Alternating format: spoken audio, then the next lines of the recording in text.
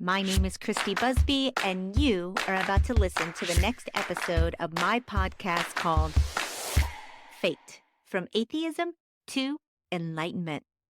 So come on in, join me. We're going to talk about it all, from atheism to enlightenment. Alrighty, guys, here we go. Get ready, and welcome to your fate. Welcome, everyone, to the next episode of Fate. How's everybody doing today? On today's show, I am bringing you Jason Brett Searle. He is an NLP practitioner, a licensed hypnotherapist. He is a musician, a filmmaker. He sounds a bit like a Renaissance man to me. He is here to talk about his new book, The Monkey and the Bodhi Tree. We are talking crazy wisdom today, gang. Jason, welcome to your fate, my friend. How you doing today? Thank you very much. Lovely intro. I like the Renaissance man bit. Yeah, I strive Well, for something like that. Yeah. yes, I mean, you do so many things, writer, filmmaker, musician, hypnotherapist. I feel like you're a jack of all trades, my friend. Maybe I just I'm get very bored too easily. I don't know. Uh, it's not a bad thing. It's not a bad thing. I can only hope to be as talented. Anyways, Jason, welcome to this show. I'm very excited to talk about your new book. Crazy wisdom is kind of the theme of the day for the show, but I'd love to hear more about your own personal spiritual journey. Where are you at in the world of your path? How did you step on it? And how did you come to be so interested in crazy wisdom, which is a new term for me that we're going to get into? hmm. Well, thanks for having me. It's a pleasure to be here with you. Um, it's a difficult question. That where did it all begin? I think I was always as a child as much introverted as I was extroverted. So I definitely had an ability to spend time alone happily in my own experiments and thoughts and so on. I think when in my sort of late teens, when I fell into playing music with a band here on the south coast of Spain, uh, I'd always been a keen writer as a child. I remember writing poetry and essays and stories and this sort of thing. Always loved the English language, and when I became the vocalist for this band, um, I was presented with the task of writing songs, which was something I really wanted to do. That was the part of it that drew me more than the actual singing. The singing, I kind of had to stumble my way through and learn. I was more confident about the writing part. Um, but uh, but what happens is when you start thinking about lyrics, I mean, you start thinking about what do I say? What's of value to say? And I think one of the first sort of things that got me thinking more deeply was that, and the need to actually say something of value and something of meaning. Um, and I've always been interested in, I suppose, the existential questions of life. What's it all about? What is this? And who is this guy that I appear to be? And all that good stuff. So from about that same time, being sort of perhaps disillusioned at that time with my own upbringing in the Church of England, sort of Christianity, I naturally turned to the Tao Te Ching and the Bhagavad Gita, and I was just sort of devouring all those type of texts. And it did take me a few years to rediscover Christianity, the mystical aspects, and it's just as beautiful as anything else, I think. Um, but it went from there, and it went from questioning these things and trying to gain more clarity about what it is all about. And, where do I go as a young man in this world? I needed some guidance, I suppose. I think that is a lost art almost, don't you? That asking that question of who am I? What am I doing here? I feel like people these days are not asking these very important questions of ourselves, and me, myself included. I only had my own spiritual awakening in the last few years, and I roamed about this planet a long time without having those deep existential questions rise within me. And so I find it a breath of fresh air to meet other people, and I've met quite a few of them on this podcast that really are asking the most important question that you could possibly ask yourself while you're here, which is, who am I, and what am I doing here, and what is this life, and what is this reality, and in diving deeper into figuring that out. Now, when reading your book, um, reading ancient text, ancient stories, things of that nature, it's not they're not easy reads. They're it's a read that you actually have to use your little human brain and think about when you're reading the words. And I kind of loved that about your book as well, that you really had to think about what you were reading and understand what it was trying to tell you. Mm. And I enjoyed that about your book. But let's get into um crazy wisdom, which is a term I'd never heard before. And I as I was reading your book, I kind of identified a little bit with the crazy wisdom Mm. aspect of it, as far as not caring what other people thought of me and kind of living outside the box and forging my own path. And I've always been in that side of the I've never had lived a mainstream life. Like, if I told you about my life, you'd be like, really? I'd be like, mm-hmm. I don't I've know you, lived but a I kind of very get that vibe from you. Yeah. I'm a super not mainstream kind of person. Yeah. And so when I was reading it, I was identifying with the crazy wisdom parameters that you had put in place. But why don't you, in your own words, tell me, where did this term originate from? Never heard crazy wisdom. Mm. And what it means to you, and what is crazy wisdom exactly?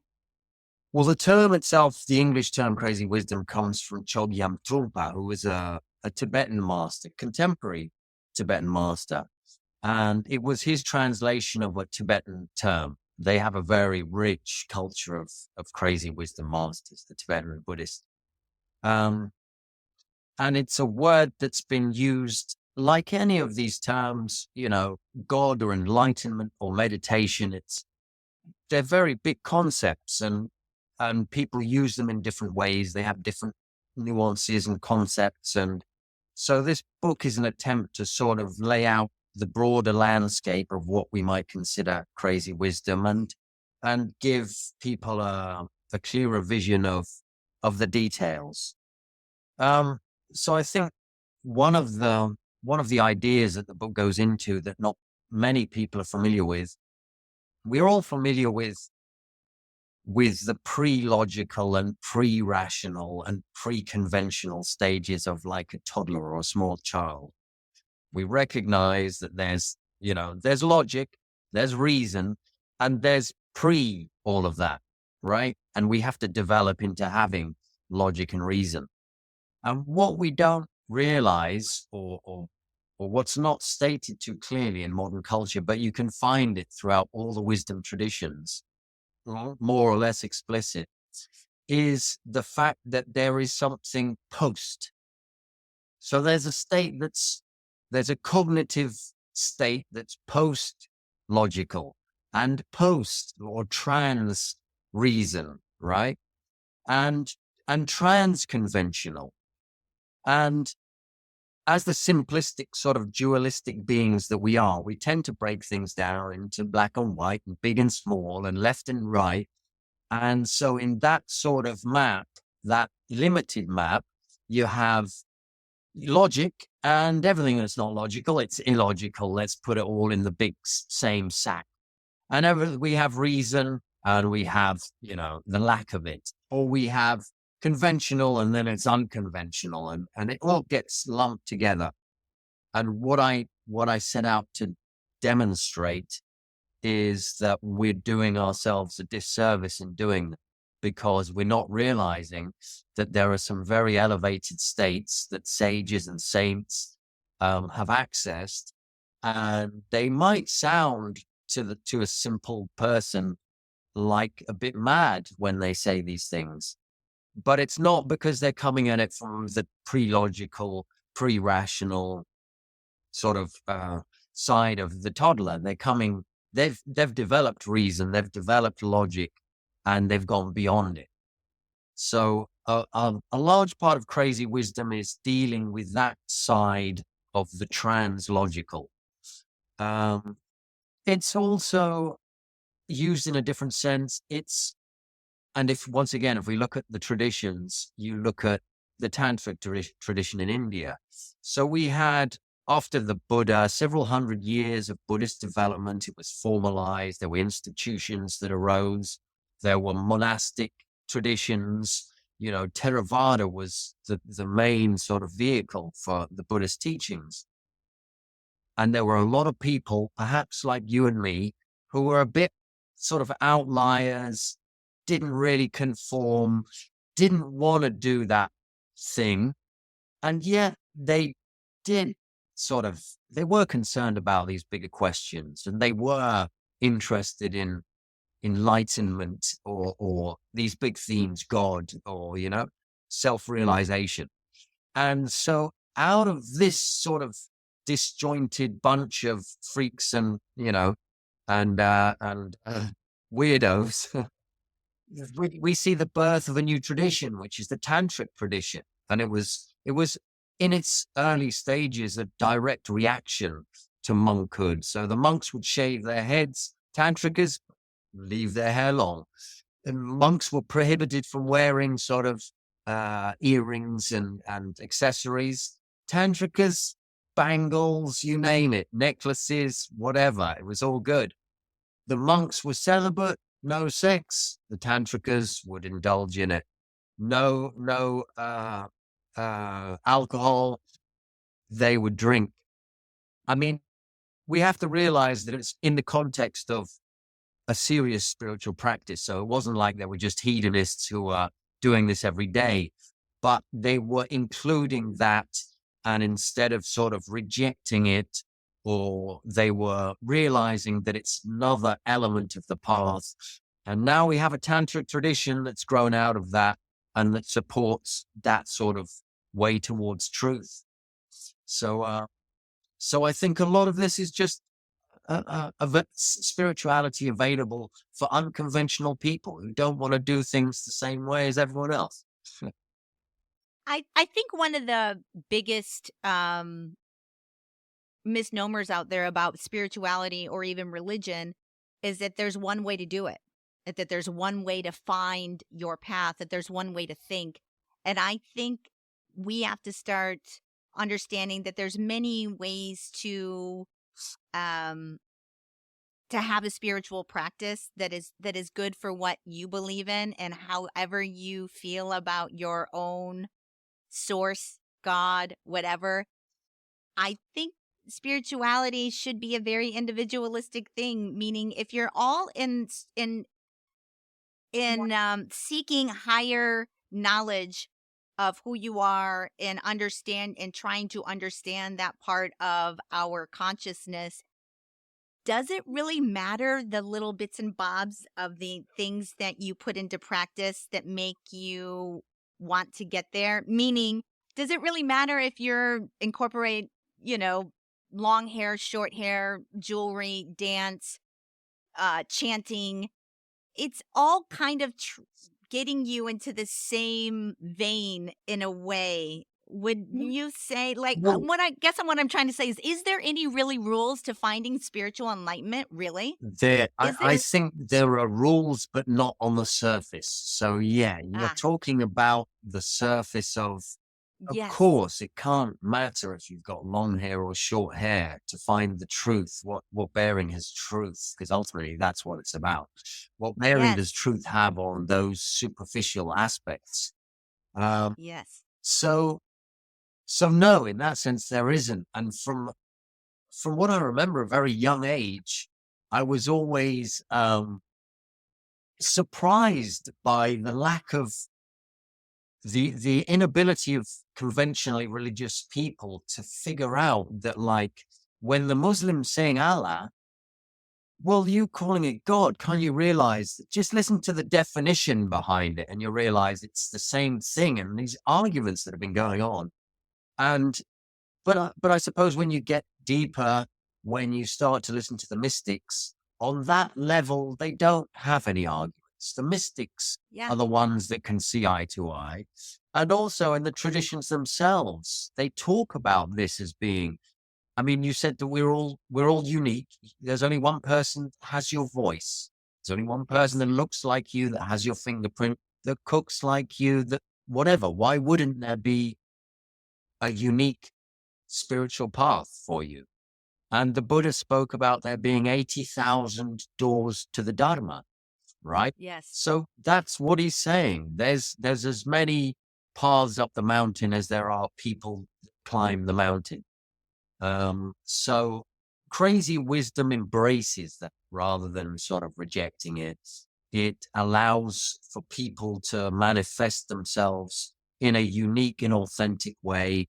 Whereas a lot of conventional or exoteric religion is about conformity, is about making us all the same in certain ways. Um, It, absolutely. And it's one of the reasons why I was an atheist for most of my life. I grew up in the church yeah. and my parents made me go, and I never was able to um, conform to what they wanted me to be and who they wanted me to be. I didn't like the hierarchy of the church. I didn't like that females couldn't lead anything. They had to be submissive. I was not going to do that. That was not No, ever going no, to no. happen. And I didn't like that it was all high, it was based on my church was anyways based on scaring me into being good. Hmm. If you don't do this, you're going to go to hell. If you don't do this, you're going to rot in hell. Like God's watching, very fear, shame, guilt, um that kind of vibe. And so I just completely rebelled and said, I don't believe in any of this God thing that you're talking about can't be a thing. It's not a thing. I pretty much took religion off my plate for most of my adult life and just lived. I don't believe that you need religion to be a good person. I don't believe you need religion to be a moral, ethical person. I don't think that they correlate necessarily. I think there's a lot of people that practice religions that are the very opposite of being moral and compassionate and empathetic, and they lean into their religion as like they're superior beings to other people. It's it's a bizarre situation I think religion has brought humankind into, because I think organized religion has brought nothing but division and control, and people are not able to think for themselves. They don't understand who they are. They're looking outside of themselves for something that lies within. I think God lies within. God lies within us all. I think everything that we see, God, is there in evidence. Amen. And I think religion really is probably been one of the worst things that's happened. Not like I hate not all religions, Right. not every church, but in general, what I love about the book that you wrote is that you really make people understand that it is less about the dogma that you're ingesting every day. That I even like wrote one of them down. It was something like um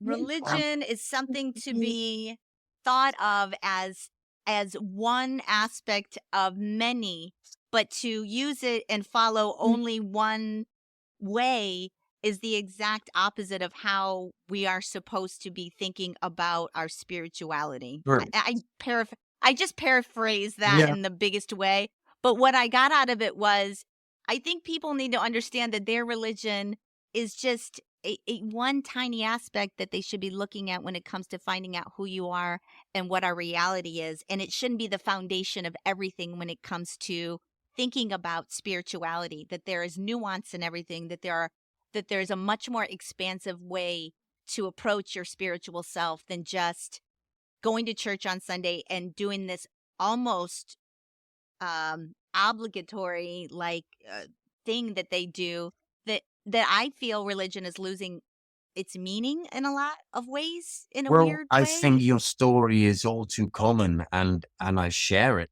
because I was brought up in the Church of England, English Christianity, and I went to private school, so that meant church in the mornings, went to chapel on your knees doing your prayers, and it was as a young boy that it was just the whole kind of dogma was, come on now, don't don't be nah, I ain't buying that. And I would say that I was an atheist for a few years when I'd thrown that out. I had nothing to replace it. I was into science and the possibilities of technology to solve all our problems. And I think, unfortunately, we're in a place where there's too many people that have done that, but they haven't perhaps had the luck of coming across. I sought it out. I went and looked for other explanations, and like I said, I started getting into these Oriental texts, and I went that sort of route to discover these things. But I think too often people are left with nothing else, and conventional society doesn't give them any juicy sort of stuff to replace that atheism. The atheism is just the kind of default position. It's like, well, this is clearly nonsense. Okay, I must be an Yes. atheist. But Yep. it didn't take long for me to I suppose, refine my understanding of God and religion Yep. and realize that there's an exoteric and there's an esoteric. There's an outer Yes. form and there's an inner form. There's a mysticism there. There's a personal relationship with God. And there's the authorities that want to be the middleman and tell you, because they've Yes. got a personal relationship with God. So That's right. it's kind of when I got onto that track and realized that, it's like, well, the other one, leave them to it. What can you do? I mean, let them get on with it. And and I was just fascinated with this mystic tradition that's manifested throughout all the religions. Yes. And the crazy wisdom aspect is one of it when people go beyond the dogma. And there's a Sufi saying that says, none attains to the ultimate truth until 1,000 honest people have called him an infidel. Right. So Yes. once Yeah. again, it's this sort of, if you try to find God in outward religion, then look at the outward religious types. Are they godly people? Are they really having a one-to-one with the man himself, Um, no, you have to kind of go outside of that. You have to look at these sort of outliers in the spiritual Yes. landscape and the saints and sages, which there's always been this kind of struggle as well. A lot of the great saints, even within the Christian tradition, were vilified by the Catholic Church when they came out and said certain things.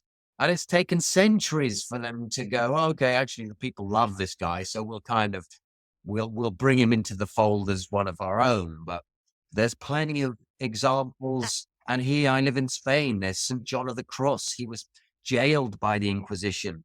And now his poetry, The Dark Night of the Soul, is held up by all Spaniards as one of the greatest sort of examples of Castilian poetry.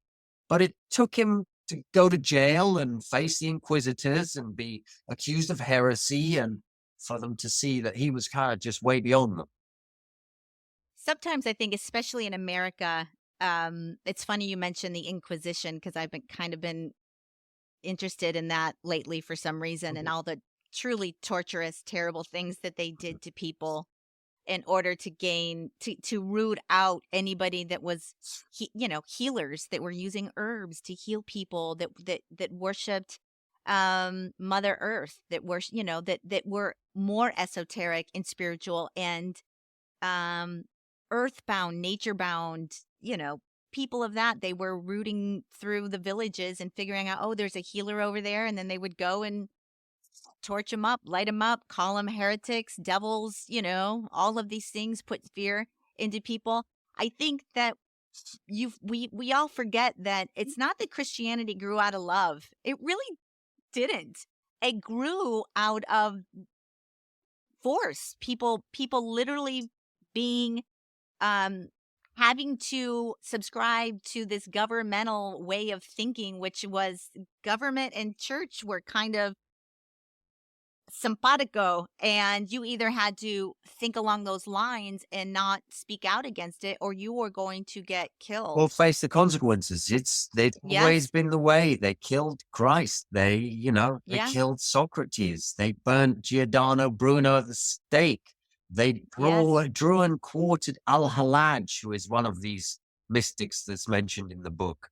Al-Hallaj for saying, An al-Haq, which means I am the truth. This was heresy. How can you say that? And he was beheaded. He was hung, beheaded, quartered, burnt. I mean, they could.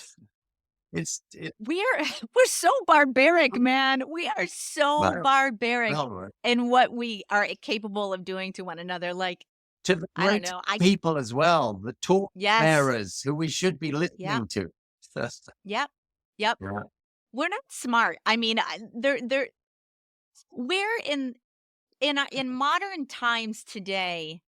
Don't you feel like crazy wisdom is almost entirely, like, where do you see any evidence of in today's society where we can look to somebody and call them even wise, or somebody that is speaking in a way that is um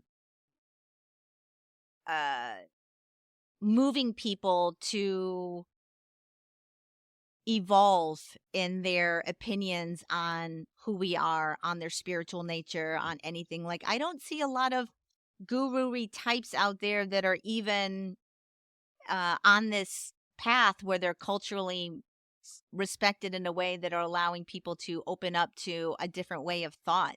Do you see any evidence I of crazy wisdom people out there today? yes, I think there are, and I think we're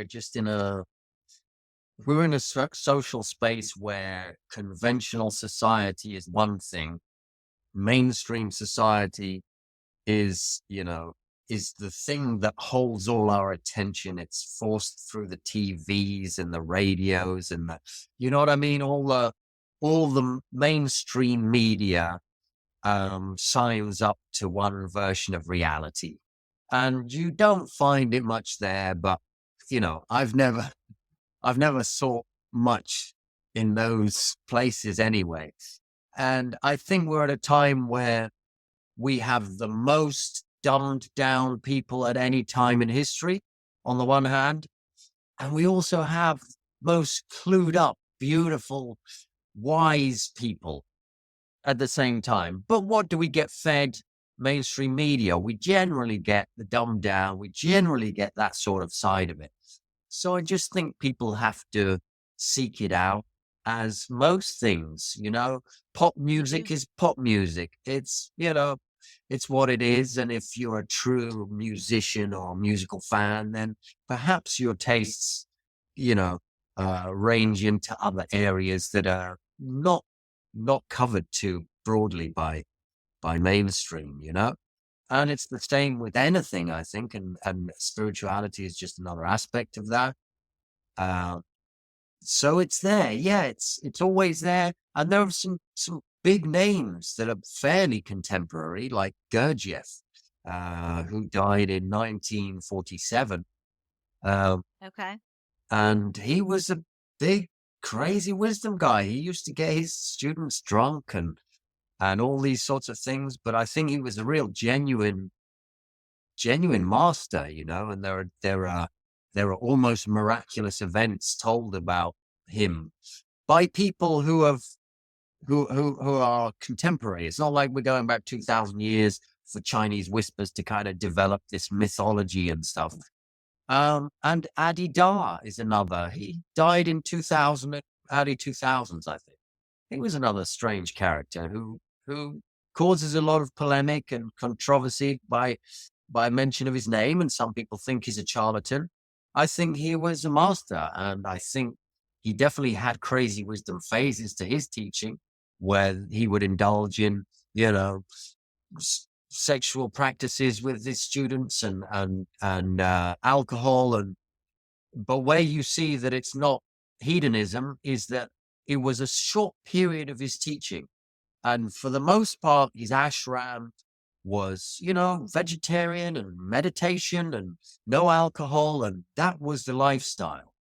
So it wasn't this hedonistic thing. It was this tantric element of, are you going to get a sense of, are you going to boost your sense of ego by thinking that you're all pure and spiritual because you don't drink alcohol? And so, okay, we have to break that down too, as well, and a lot of the tantric Hmm. action was about that.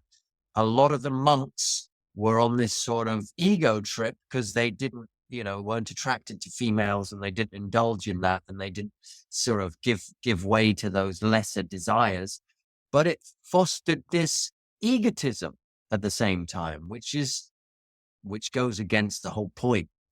So the tantric reaction was almost like, well, let's get beyond that, and let's at least sort of get that out of the way so we can't feel that or be accused of that by others or be held up as this holier than thou type figure. Yeah. Well, you talk about the concept of selfhood in the book and how we as humans, it prevents us from discovering who we are, our spiritual development, because um, when you lean into the individual nature, the ego, the esteem, arrogance, it can propagate that within us. And the the way in which we can get beyond that is to get out of this dualistic way of thought and thinking that I assume you think we're all connected. We are all kind of, what is, what is your basic spiritual belief? Like, what do you feel the nature of our reality is? Where are you at in the world? I feel like we're all connected. It's all one. We are a, a, a a global consciousness in a way. We're all connected energetically, and we all have our egos are individualistic, but within that, above that, we are all energy connected. What are your thoughts? Well, first of all, I think truth with a capital T can't be approached through one concept or one idea. And this is, again, the paradoxical nature of some of these sages. They've been accused of not being consistent. And of course they wouldn't be. They're dealing with ultimate truth. How are you going to be consistent with it? So there are many nuances, and looked at through a certain lens, we could say we are all one. There is no division anywhere, right? But in my own thinking and my own sort of experience and breaking down spirituality to its simplest terms, I would say the whole dilemma of human beings revolves around selfhood. The concept that I am here, I am this guy in this bag of flesh, and what is outside of that is not me. So it's me and not me. There's the basic duality. And I think that's an illusion. And obviously, look at the Buddha, and one of his main teachings, although people don't really dwell on it enough, I think, was anatta, or no self. He clearly stated that there is no abiding self, right?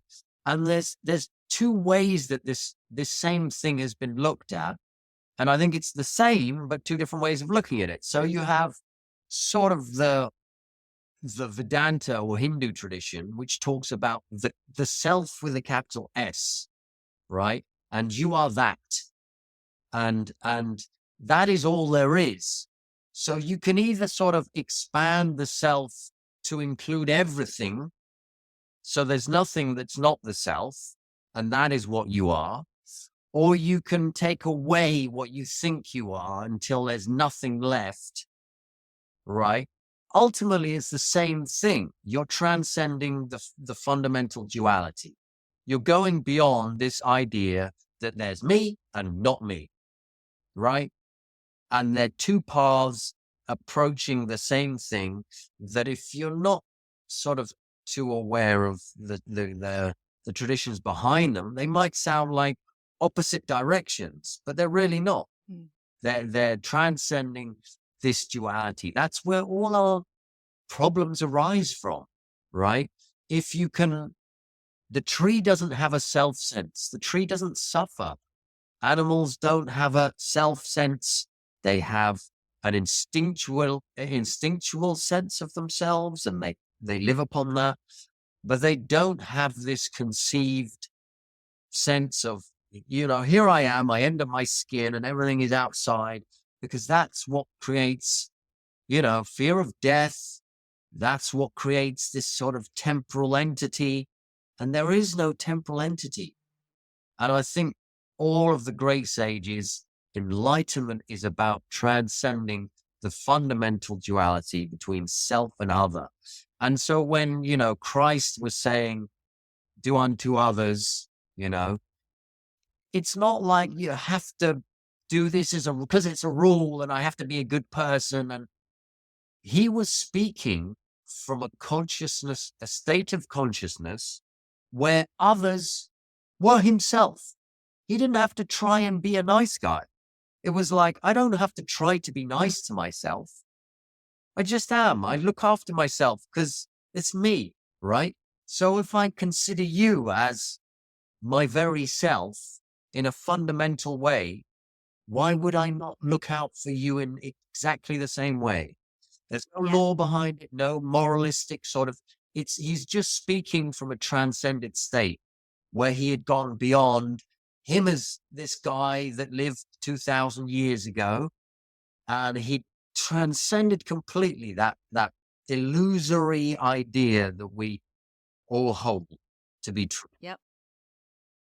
I think that's been one of my uh, biggest most impactful things that I've learned on my journey in spirituality was what Jesus Christ really was. Because I was taught something very different when I grew up. No, And, me too. Jesus wasn't somebody that was like, follow me, erect churches in me. He was saying, be like me. I am who this is who this is who we are. Be like me. I am the way. Follow, Well, I don't, he was talking from a transcended state. When he yes, said, I yes, am the way, I am the life, yes, not yes, I, the little man here. It's the exactly. transcendent self with a capital S.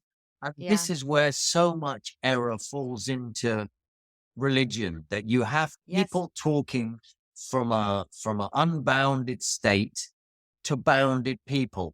So the people take it in the wrong context. He said the kingdom of heaven is within. He that's also exactly said right. clearly, when asked about speaking in parables, he said to his disciples, to you it is given to know the secrets, right? To them I speak in parables. But so once again, the esoteric to your disciples and the exoteric for the people. I try and bring them along to a place where they might be able to be sort of open to the deeper teaching. But there was a deeper teaching that went on in private with his disciples. And it was obviously the same techniques that have been used across, all around the world to further consciousness and to transcend this dilemma, this fundamental dilemma of where the self begins and ends, what is its extent, and going beyond the limited form that we take ourselves to be. I feel like we are so distracted these days. Even speaking from my own self, I never would have had a spiritual awakening had I not gone through a health crisis. I would have plodded along my entire life having the best time because I was until I got sick, the best time.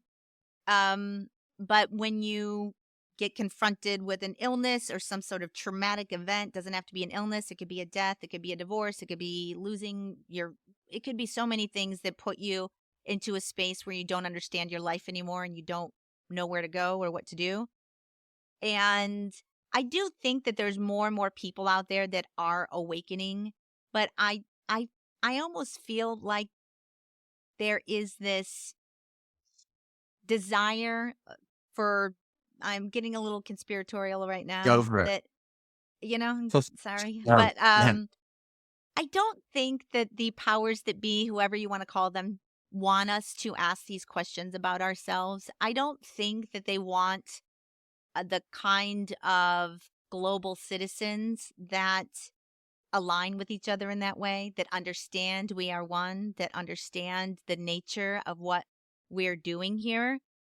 And I'm really hoping that many people wake up as quickly as possible. It's one of the reasons why I decided to do a podcast is because once I started walking down this spirituality path and I started getting into, I've done lots of plant medicine journeys and that really cracks you open, oh, yeah. and like, getting into meditation, getting into understanding multi-dimensional beings. Like I have surfed I've gone deep. There really isn't I'm pretty open-minded, and once I get very interested in something, I devour as much as I can Mm, without prejudice yeah, at all. Like, oh, yeah, that's interesting. What's that about? yeah, yeah. Um but what are your thoughts on that? Do you feel like there is this they keep us distracted in a way almost to keep us separated from finding out not only who we are within, but allowing this deeper connection to take place within the world? Because I feel that we're in such a weird dystopian time Mm, in the planet right now. Like, so many things, there's so much unrest everywhere. I feel like the financial systems are going to, like, I feel like you and I are going to see a lot of stuff coming up here in the next 5-10 yeah, years that is yeah. going to be But may I'm whole, yeah, and I do think it is going to take some sort of grand awakening to snap people out of our facade of what we think we are, mm, and to open up and grow up and evolve and step into the limitless, powerful creators that we are within our own reality. We all are powerful in our own rights, our minds, our bodies, our energy, our life force. If you can use it and tap into that, I don't think they want us to do that, but I do think it could literally transform humanity as we speak. And what are your thoughts on that? Do you think we're in the middle of a great awakening? Do you think that we're going to see that in our lifetime? um, well, I mean, I think it's definitely true that there's always been certain forces that have that it's not in their interest for people to awaken because from the sort of basic materialist aspect of the people who have the wealth, then to acquire more wealth, you need to be able to manipulate the people in order to give up their wealth in various ways. And how do you do that? Well, you keep them locked into their vices, and you keep them in fearful states. So they'll need you and keep throwing their money at you to protect them if you're the government, for example. Um, and I think we can also, in higher dimensionalities, even talk about other entities that might be benefiting from this current state of affairs on our planet. The Yep. Gnostics spoke about the archons, the controllers. Uh, all traditions have their demons and the devil, and what's meant by this. I don't think they're just figurative ideas. I think there are definitely higher entities, higher consciousness.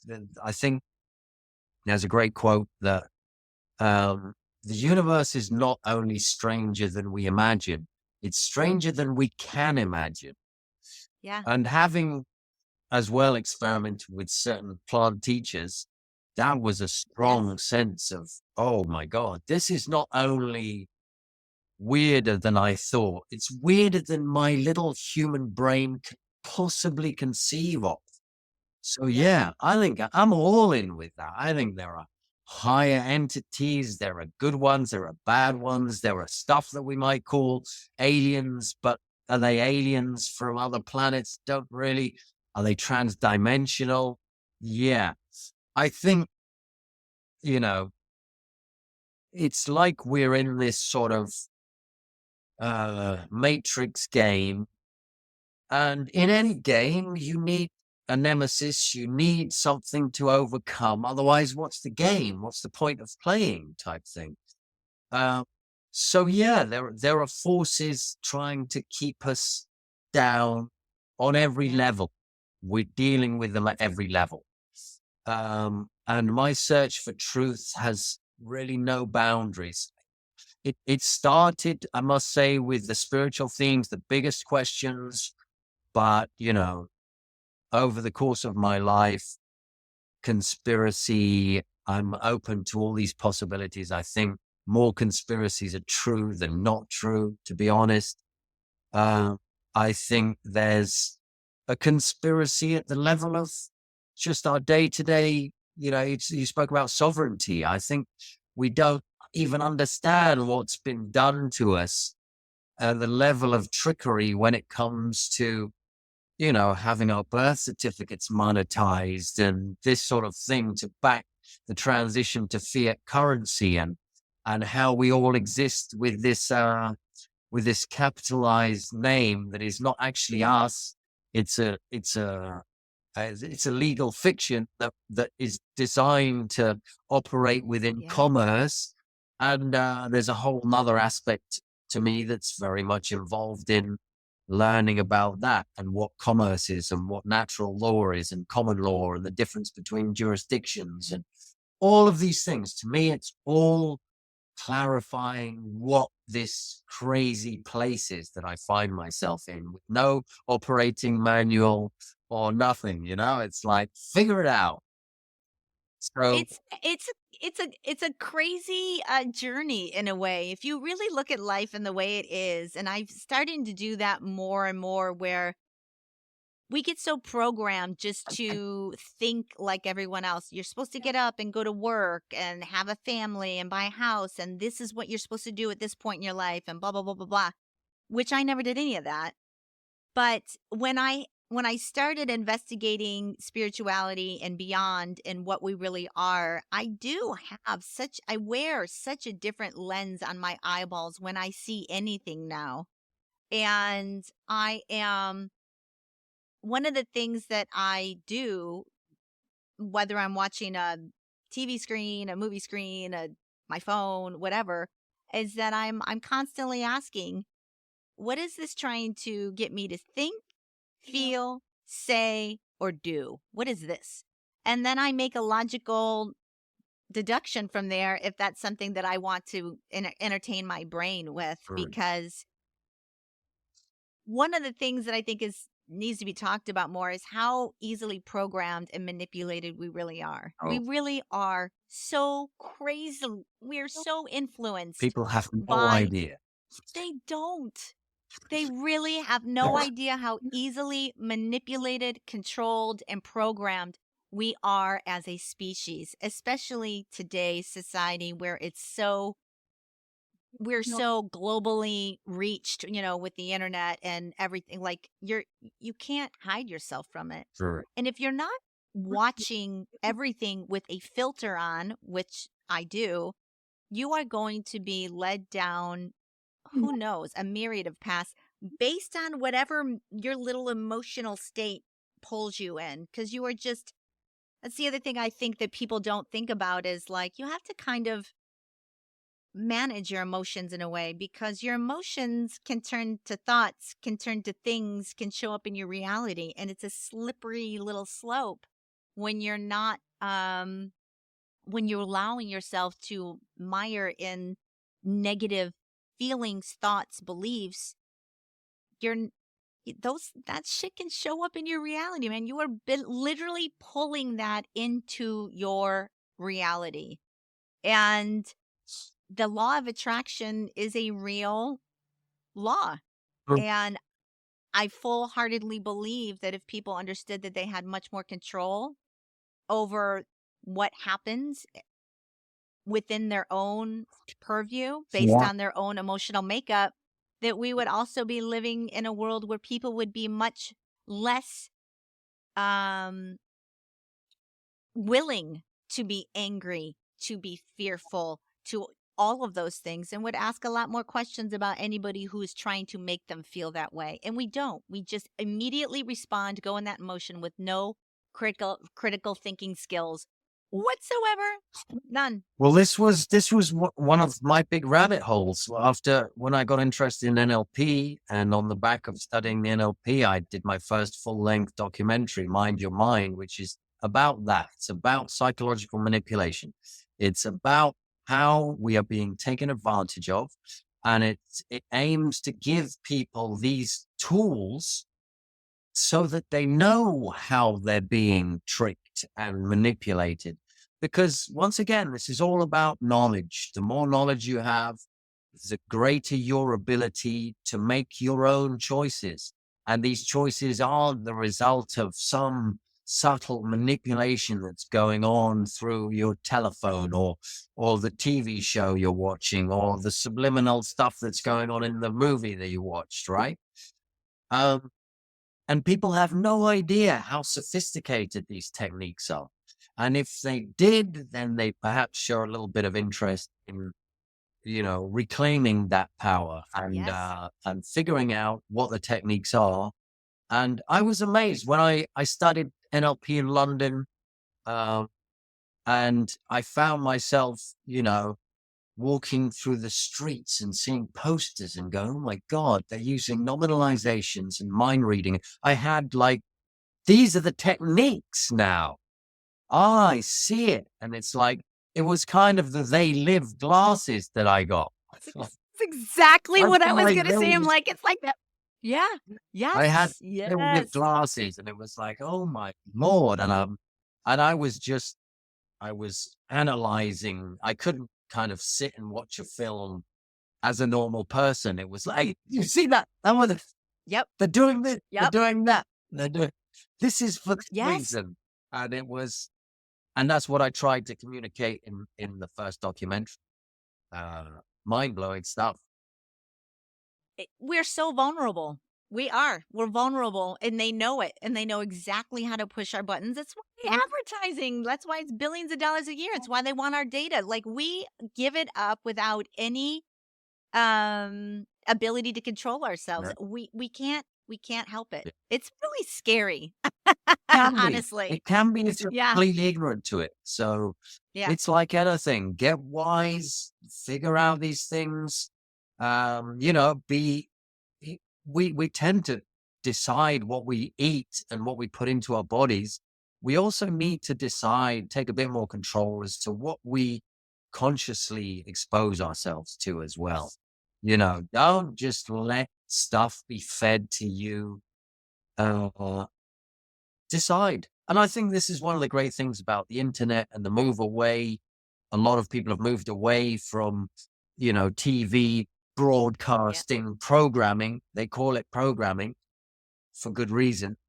And That's exactly right. we now have this ability of kind of seeking out what we're interested in and what we want. They're obviously, upping the game and bombarding social media and with similar techniques. And it's an ongoing struggle, but I think people It's have to figure it out and get away. it's so difficult because now that people do have so many more choices as to what they watch, it feels like it's making us lose touch of any commonalities as far as what our Mm. facts are. Yeah, yeah, yeah. It particularly here in the United States, truth is like Yeah. whoever you're listening to that's feeding you what basically you already kind of believe anyways. Like they just, if you have certain tendencies to feel a certain way, they feed into that. And it's now at the point where there's no truth anymore. Sure. Like you literally in America could have a conversation with someone and be um armed with completely different so-called facts. So-called facts Mm. Yeah. because of whoever you're listening to. I you know, I think there's so many people out there that have an agenda that is disruptive and forges division between us now more than ever. Mm. And people are not smart enough to figure that out. They're just not. And I hate to call people dumb. It's not that I think people are dumb. I just think people are not equipped to deal with a type of psychological um psyop almost that is being perpetrated on them. They don't know, you know? If you're somebody, this is the way I like to always think about it. There's two ways that you can look at something. For instance, let's say you live in a little village in England and there's a new restaurant opening up and it's an Ethiopian restaurant. You can look at that as two ways. You can be the person that says, "Oh, honey, look, a new Ethiopian restaurant. Isn't it so exciting? I've never had that cuisine. Let's go next week." There's that. Or you could say, "An Ethiopian restaurant. Oh, that's weird. That doesn't belong in our neighborhood. That's an outside, you know." And it's just based on your own sense of fear in your body, you know what I'm saying? So they play on these already internal fears that people have based on how comfortable they are with different things. Mm. You know what I'm saying? Yeah. Not everybody is comfortable with change. Not everybody's comfortable being around something that they view as different. Sure. And depending on what your little brain fires off, they're going to turn that up, if you know what I mean. Mhm. And I feel like there's a lot of that going on in the society, and it makes for people to get in their camps and see other people as the enemy. And now we really in my country, you see the other side politically as an enemy now, which is bizarre. Well, we've had this very prolonged and subtle sort of r- training to disregard truth as existing. It's, part of postmodernism was and deconstructionism was the idea that no, everything's relative.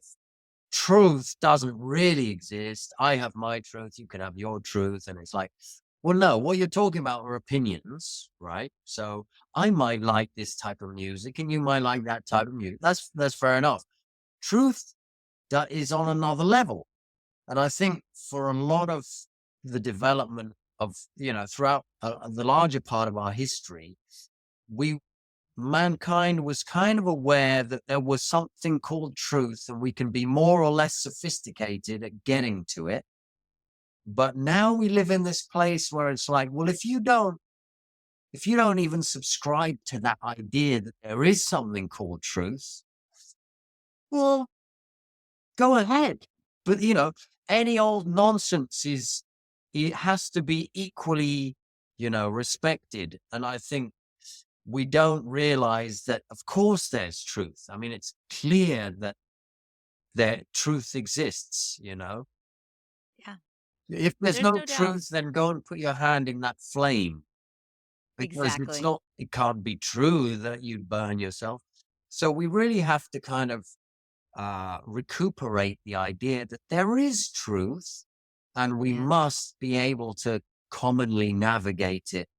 And another aspect of this is the inability, the sort of triggering mechanisms that they have nowadays, where certain groups of people have, you know, are now able to feel so offended by certain ideas that they don't even have to tolerate conversations about them.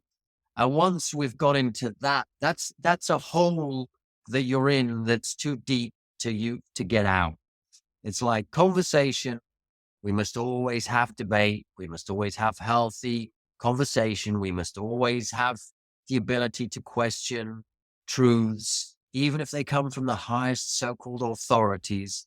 We must always push for questioning them, looking at where they fail. That's the scientific method. The scientific method isn't coming up with this theory and then discarding everything that sort of goes against it and cherry picking everything that goes with it. That's the complete opposite of science. Science is Yeah. coming up with a theory and then trying to destroy it with everything Yeah. you have. Testing it. Yeah. And Testing it. if it stays there, then it's a better theory. But you've got to keep trying to undermine it, constantly undermine it, right? Yep. So there were some of these aspects that it's like, yeah, I have conversations with people and they can't tolerate certain things. And I like conversations about anything. I like to get wild in conversations. Aristotle said it's the mark of an intelligent mind. The mark of an intelligent mind is the ability to entertain an idea without accepting it. Yeah. And that's it. You're not Yeah. obliged to accept what I'm saying. Let's play with this idea. Let's see it. Let's turn it around and figure Mhm. out what validity or not has. And we kind of lost that art to a A big hundred extent. percent. And it's a beautiful thing to meet with people who can just, they don't have to, they're not forced into this state of, oh my gosh, do I have to accept this or reject it? Or do I have to agree or disagree? Chill out. You don't Yeah. have to agree. You don't have to disagree. You can flow. It's like singing. Yeah. We can sing. We can dance. There's no reason other than singing or dancing behind it. You know what I mean? And the same Yes. should be for conversations. We should realize that we can talk about all of this stuff, Anything. the craziest conspiracies. Let's talk about it. Yes. See what we might Yes. find out. It's I mean, conversation is a lost art. I don't even feel like people are having deep, meaningful conversations anymore like we used to. Yeah. I don't feel like people are really sitting down and, well, at least in the States, in coffee shops and like discussing concepts or, Yeah. I feel like it's all on your phone. Everybody's like Yeah. glued to whatever device that they have, whether it's you can look at it two ways. You could At look at it least two living ways. right now. Yeah, is a very dystopian, scary time to be alive. Or I'm trying to lean into it's kind of extremely exciting time to be alive because I think we've left the age of Pisces. We're in a new age. We're in the age of Aquarius now, Mm. and we're going to see so much change. I think a lot of things are going to break, and I think that beauty can come from things breaking. I think something new is going to be built up, but I think that you have to get through the breaking portion of our If history. if you want to focus on the omelet, then that's where we're headed. If you want to focus on the broken eggs, then you might go, oh, the poor eggs. So yeah, it's this crazy place we're in where we're, at times it can seem like, whoa, what a dystopic moment, and AI and all these crazy things all kicking off at the same time. And the other side is we're on the verge of something spectacular, and Yes. we've got free energy devices out there. We just need a bit more time for this whole legacy sort of Yes. monolith to collapse a bit more so they don't kill every single one who comes out with the free energy machine, I mean, which they It's did in the it's true. 70s and 80s, and now it's like too late, guys. It's coming through whether you like it or not, and people are Yeah. figuring out these, it's the first time we've had this conversation about how the US was captured by the corporate Washington Yes. D.C. And, you know, Yeah. I'm hearing people talk about this who are the whole conspiracy thing is now coming out of the closet. Because when I got into this, it was like, oh, just weird kind of people like me were talking about it. But now you've got Elon Musk referring to things like this, Kennedy. You've got there's this professor, this UK economics professor, Richard Werner, I believe his name is, who's talking about, in a scholastic terms, the capture of our monetary system through central banking. Yeah. You know, let's put it out there now, guys. It's on the Yes. table. You can't hide Yes. it any longer. Some guys got together back in the day and they took us off the gold standard and they created fiat Right. currency and this whole scam, and it's a real big scam. Let's wake up now. Preach. Yes. Yes. Preach. Say Yeah. it loud. Like, So yes. that's all coming out. It's all coming to Yeah. a head now. So I think we're just awash with possibilities. And depending on which way you look, you can go, oh my God, I'm black pill. How are we ever going to make it beyond this? Then, it's just another psyop. Even the good Yes. stuff, no, they're setting us up for the next thing, right? Or you can see it from the red pill side and see that it's beyond their control now. Yep. It's It's too in far gone. motion. Yep. Yeah.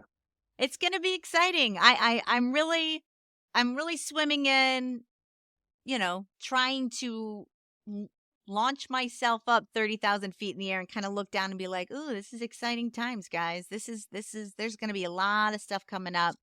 And, I'm pulling for us. I really am. Yeah. I'm pulling for Yeah. us. Yeah. Yeah. Um, what do you hope people get from reading your book? What do you hope that is their biggest takeaway after reading The Monkey and the Bodhi Tree?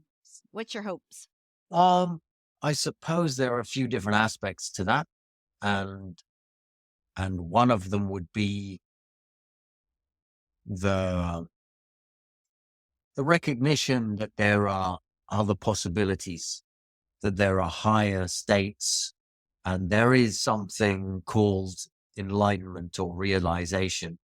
And it can be seen throughout all of the different traditions. This isn't some strange phenomenon that happened once in one part of the world. This is something that's open to humanity as a whole.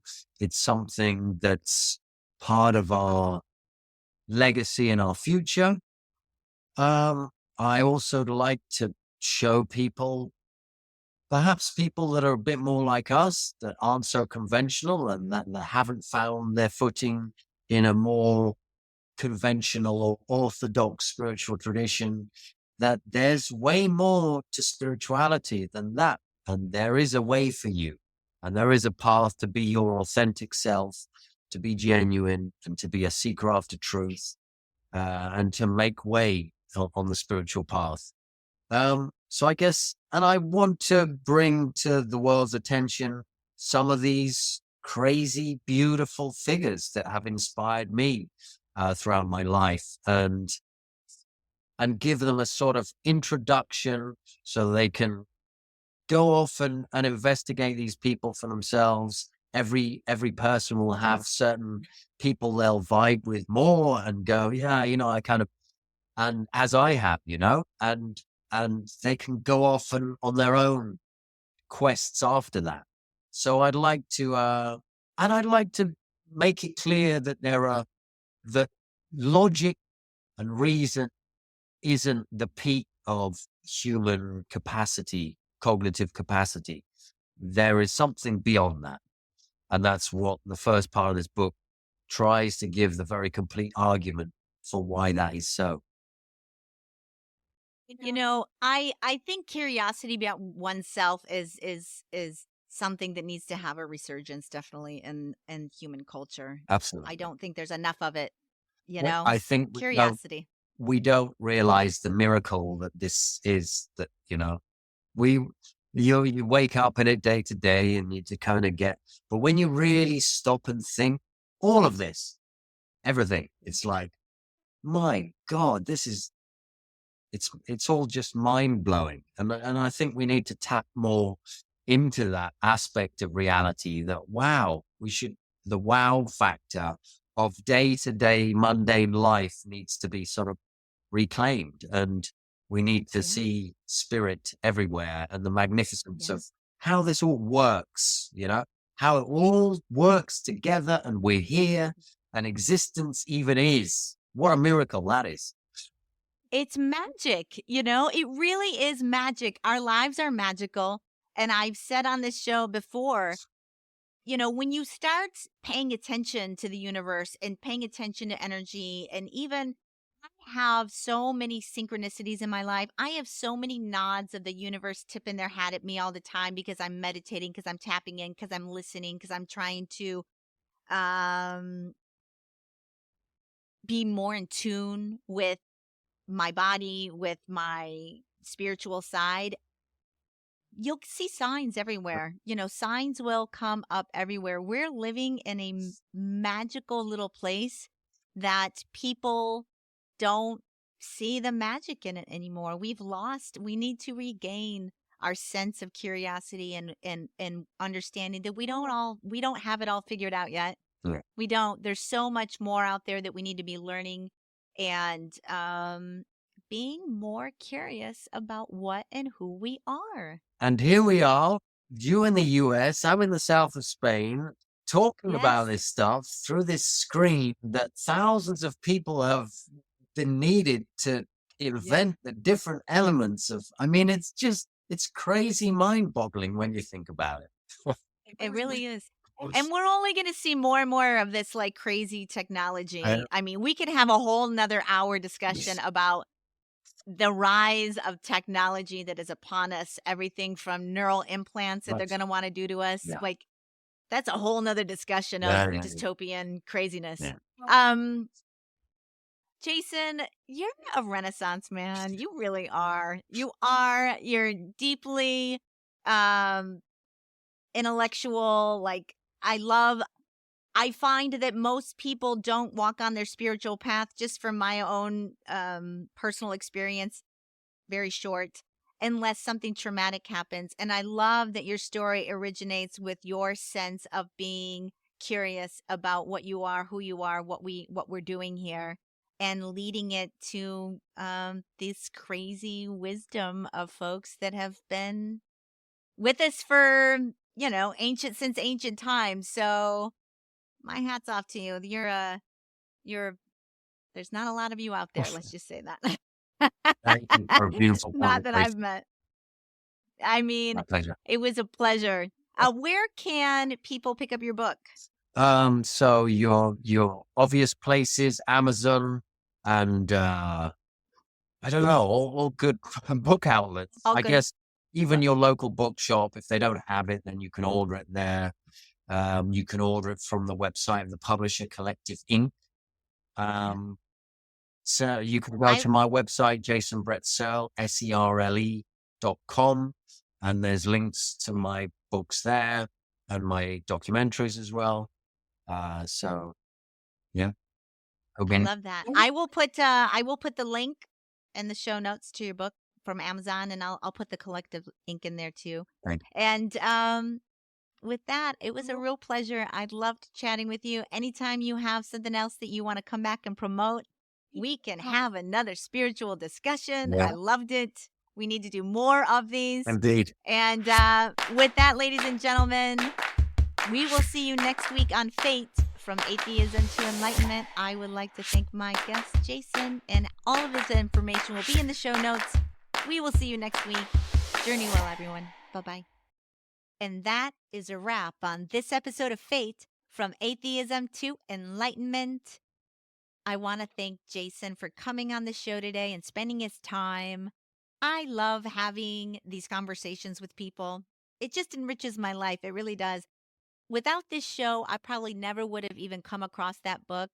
And I really had never read or thought about ancient master gurus, the Buddhists, the Taoists, the adepts that were out there changing the landscape of what we think about ourselves, about spirituality, about human development and growth.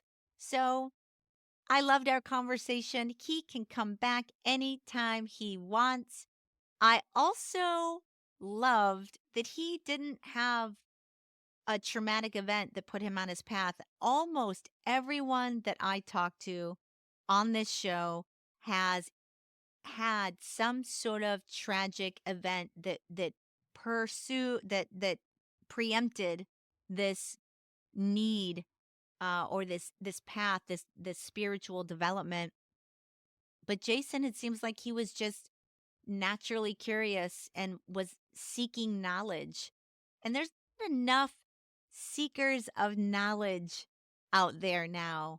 We are too distracted by whatever's going on with our phones or on social media or whatever. And it is a breath of fresh air to meet somebody that just had a natural curiosity to find out and figure out more, that we are more than what we're just programmed to think and believe, that there's so much more going on out there. So I hope conversations like this inspire you to think beyond and go a little deeper and find your own spiritual practice. One of the things that I think I gleaned most out of this book is that all these different practices and rituals and things that were done, at the end of the day, there is no real one way to enlightenment. There's no one rigid path to figuring out who you are. It's finding out what speaks to you and allows you to grow in your most authentic self that you can be. I think all of us are meant to come down here and learn and grow and expand and be our most authentic selves in that process. So I think Jason has achieved that goal for sure. I'm working on it. I definitely have crazy wisdom tendencies. Like, I think out of the box. I'm not a follower. I don't really care what other people think of me. But I don't consider myself wise. I definitely consider myself a seeker of knowledge, though. Not always. Not when I was living unconsciously, getting spoon fed whatever was happening in mainstream culture and thinking that, the ABCDs of living that we all ingest from the time we start school is how you're supposed to live your life. You know, I just think there's so much more, and I've never been more curious about who I am, who I'm going to be. I still think I'm in a great stage of evolution. I don't know if I'm ever going to be done evolving. I don't know. I think it could be a constant unraveling as I age, of growing and expanding and gaining more knowledge as I go. So I hope you guys all continue to stick with me and evolve with me, man. Come on the journey. It's great over here. Um, anyways, guys, I hope you enjoyed that one. Pick up his book, The Monkey and the Bodhi Tree. It might expand your knowledge on what you thought ancient text or Zen masters had to say. It's pretty interesting, some of the tales and whatnot. I enjoyed it. Link will be in the show notes. Um, if you like what I'm doing on this show, do me a favor, please. Subscribe, tell a friend, like, share, do all the things. I would love to keep the show and let it grow. I feel like I need to continue evolving, growing. I want this show to do the same. I would like to reach as many people as I can with this show, and I need your help to do it. So do me a favor, do all the things. If you want to follow me on Instagram, I'm at F period A period T period E period. Follow the show. I'm working on my social media game as always. Um, I am doing some other things. I'm working on a new logo. I'm getting a new website. I'm going to start really having this be something that I do more um seriously. I'm really enjoying it. It's expanding on its own, and I want to ride the wave. Ride the wave. So I'm going to be doing some upgrades on my end to put out the best material I can. I also think that I want to start diving into some more conspiratorial topics that are maybe less spiritual and more about our culture, human consciousness, even aliens, other dimensions, stuff that's not very mainstream. I'm very curious about that stuff, and I want to start talking about that too. I want to keep the show broad. I want there to be a little bit of everything for everyone on this podcast. So you can kind of pick and choose what resonates with you, what you want to listen to. So I'm going to broaden my guests and I'm going to broaden the show and I'm going to ramp it up, guys. So stay with me, keep journeying with me. I really appreciate all the support that I can get in this endeavor because I am trying to raise the consciousness of this planet and I need your help. So we will see you next week, guys, on Fate from Atheism to Enlightenment. You know the drill. Welcome to your fate game. I'll see you next week. Bye, everybody.